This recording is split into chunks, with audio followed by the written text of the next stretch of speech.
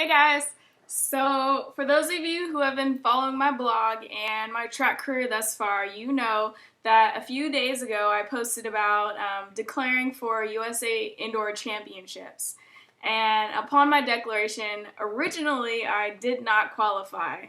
Bummer, right? So, the declared time that I entered was 7:93, which is a 55-meter time. In order to declare, the new rule is that as an individual athlete, you need to run the 60 meter, which is what's run in the indoor championships as far as hurdles. So I'm really new to this whole professional track career, so I don't always know all of the rules. And to be quite honest, the only reason I declared is because I saw that I had a chance to actually make it and be a competitor in the indoor national championships. So the conversion time from a 55 meter to a 60 meter time is 0.52. There are a few variations. As I've also heard 0.46, 0.53, 0.56, and 0.58. But on the website, 0.52 is the one that I believe that's on there. So if you do the math, 7.93 plus 0.5, we'll say 0.53, is 8.46. Hopefully I added that right. Take it back. Qualifying time for the 55 meters was 7:75, and then qualifying time for the 60 meters is 8:06 for indoor championships. So now let's go back to when I was adding stuff together. If we convert my 55 meter time to a 60 meter time, it's 8.46, which is a qualifying time for indoor championships. My 55 meter time, however, is not qualifying because the qualifying time is 7:75 and I ran 7:93. So technically I didn't qualify for the 55 meters, but since the conversion puts me at a quicker time for the 60 meters, technically I qualify. So it's really weird how they come up with the qualifying numbers. To be honest, I honestly don't know where they come up with these numbers, and especially as far as conversions.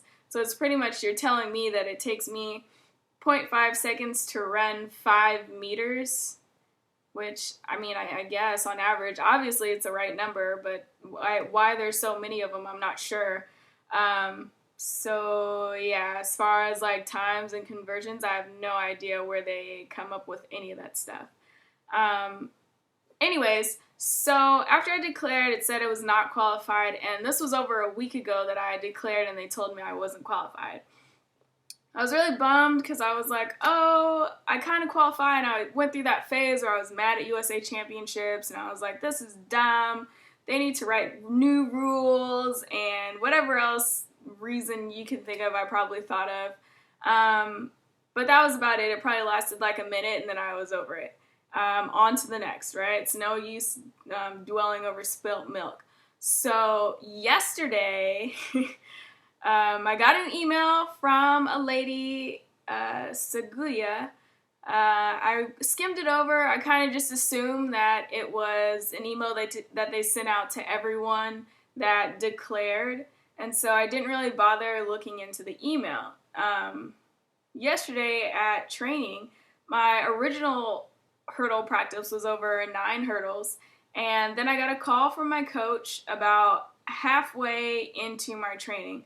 I don't normally answer my phone, but my coach knows what time I train, so I figured it was important if he took the time to call me during training. And he pretty much was like, oh, they accepted your time for nationals. And I'm like, okay, so I don't have a flight, I don't have a hotel, do I need to rent a car? I don't know anyone at the moment that's going there. Like, all of these things are running through my head. Why did they wait so long to tell me that they accepted my time? What am I supposed to do? I've never gone to indoor championships before. Like, all these things are running through my head, like, halfway through practice. And so then I'm like, okay, well, what do I do now? Like, I don't know what to do. Do I go? It's probably I'm not going to say a once in a lifetime opportunity, but I'm going to say it's a once in a lifetime opportunity. Do I go? Do I stay and continue to train for outdoor?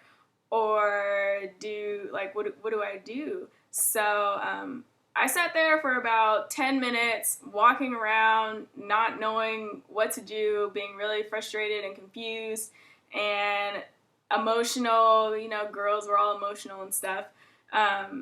I really, I genuinely didn't know what to do. I didn't know if I wanted to go or if I wanted to stay. And I'm an opportunist, so every opportunity I get to pursue something that's positive in my life, I take that opportunity. But at that moment, the cost benefit ratio was pretty much spend $600 to go to a meet or stay home and keep $600. Then on the other hand, it's like, where are you going to get this $600 to go to this meet? This is just an arbitrary number that I thought an astronomical fee. And where am I going to get the money to fly and a hotel and a car if I need it? And then I need to eat and miscellaneous stuff that may happen while I'm there. And then there's continue doing what you're doing and not worry about it aspect of it. So I came to the conclusion in like 10 minutes of after wandering around that I was gonna go. I'm gonna go, like, F it, excuse my language, but I was like, obviously I'm supposed to be at this meet for some reason, exposure or a learning experience, whatever, I'm gonna do it. So I called my coach back and I was like, hey, I'm gonna go. And he's like, all right, let's get this stuff started. So then I called my other coach and I'm like, hey, they accepted my entry. And he's like, you never cease to amaze me. And I'm just like, thanks, cool, but what do I do now? Like, do I keep doing the same practice that you wrote for me, or do I do another practice? And he's like, oh, stop what you're doing. He likes to tell me to put, like, the practices that he gives me in my back pocket and save it for later. I think it's hilarious. But he's like, all right, do this new workout. So I'm doing this new workout, and I'm not there. My thoughts are all over the place. I'm not paying attention to what I'm doing. So it ends up being like a really bad practice, mainly because I couldn't focus. I was really excited. I didn't know what to do. Like, all these thoughts are running through my head, and I'm just like, what do I do? So I just stopped doing the workout, did my cool down, iced, rolled out, and went home.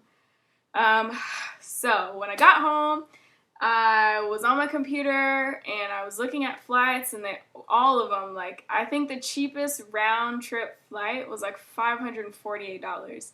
And I was like, I don't have $548 just like lying around. Like, I'm not balling out of control yet. Like, I have a budget and I know how much money I can spend on a weekly basis to where I can live and do the things that I want to do at the same time. Like, I can't just throw $500 at a flight. And then I also need a place to stay. So where am I going to stay? You want me to bum off some track person that's there? I mean, that would be cool, you know? But it's just not going to work like that. So I called my dad. I'm like, hey, Dad, what do I do? And he's like, well, I've been looking at Amtrak. And I'm like, maybe I can fly there and then Amtrak back. So he's like, yeah, that sounds good. Amtrak was like a 11-hour train ride or something like that. It was like I would go to LA and then take a train to New Mexico. Something crazy long that I'd be sitting down for this ridiculously long amount of time. It's like, I am an athlete. Like, I can't just be sitting there for 11 hours. It's weird. So we're just looking, trying to find flights. We're on like all the third-party websites, trying to find the cheapest flight possible to fly me there. And so finally I'm just like, maybe I'm not supposed to go. Maybe I'm just supposed to stay here and just chuck it as a loss. My dad's like, no, we're going to get you there, just don't worry about it. And I'm like, okay. I don't want them to spend $600 on a flight. Like, no, I don't feel it's worth it. honestly. This early in the season, I'll have plenty of opportunities to go elsewhere. I'm trying to go to Europe. I'm trying to do all these things that are already going to cost a lot of money anyway. Like, I don't want to spend someone else's money on an opportunity when I feel like I can't give back. So I'm looking at flights and looking at flights, and I'm like, well, let's just go on Southwest. When I had looked at Southwest earlier that day, the flights were like $300. So then I went back and I looked at Southwest, and it's like 147 there and 147 back, and I'm like, cha-ching. So I didn't hesitate. I bought the ticket. I was like, this is destiny. I've been looking at all of these sites for the past like 2 hours, and they've all been like $600, $700, $1,000. That was like Delta or Frontier or something crazy like that. And all this time, I'm looking at all these expensive flights. I'm getting really down because I'm like, I really want to go. This is like an opportunity that I can't pass up, but I don't want to waste the money. Not that it would be a waste of money, but I hope you guys understand what I mean when I say that. And I find the flight, and it's, I forgot, 147. So round trip, $300. Boom, worth it. Okay, I found that is a reasonable price to pay for a flight that's an hour and a half. I accept that. The next thing was a hotel. Hotel I wasn't worried about. Found one 0.56 away from the convention center for like $50 a night or something cheap like that. It was like 3 stars, had really good hotel reviews and everything like that. So here I am today. They accepted my entry. I'm really excited. I leave tomorrow, and I just can't wait to get there and experience what it's like to be at USA Championships. This will be the first time I'm competing indoor, and I've only ran one indoor meet. So I'm really excited to see what I can do on the track, and I'm really excited to get there and meet new people and just be in an atmosphere of other professionals pursuing their career. I'm really excited, and I'll be taking footage and pictures and stuff. I'll try to remember. I know I'm really bad at that, but I'm really going to try and remember to do all of this. And yeah, so I'm getting emotional now just like thinking about going. I'm really excited. And I don't really get excited about a lot of things, and I don't really get nervous about a whole lot of things, but I actually am feeling really excited and emotional right now. So, I'll keep you guys updated as much as I can. You can follow my Twitter. I will try to tweet, and I'll try to blog post while I'm there and shoot videos and stuff for you guys to watch. Hopefully I get to meet like cool people like Virginia Crawford's supposed to be there. I think she runs for Nike. Sorry if it's Adidas. I don't really remember.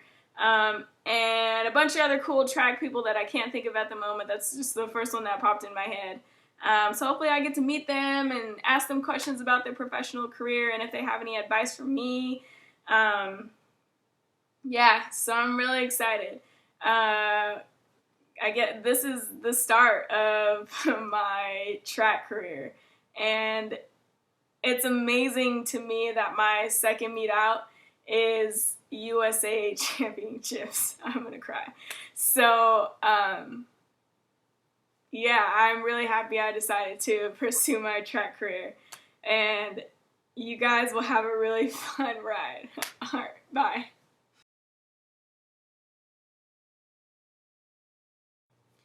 P.S. Now that I'm not as emotional or I've kind of gone down the hill, I just want to thank my coaches and my family and my friends that are supporting me along the way.